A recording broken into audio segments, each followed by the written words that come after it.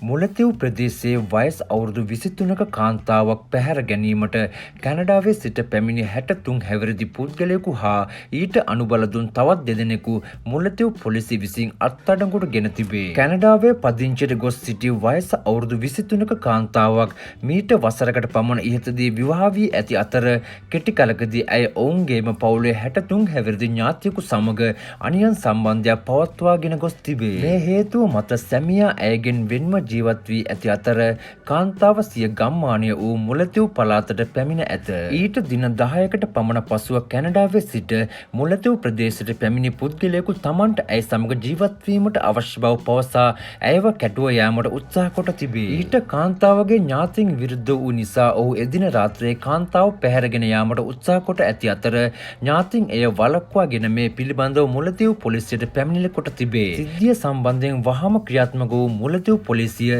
සැකකරු හා ඔහු සමග සිටි තවත් දෙදෙනෙකු අත්අඩංගුවට ගෙන සිද්ධිය සම්බන්ධයෙන් පරීක්ෂණ පවත්වයි.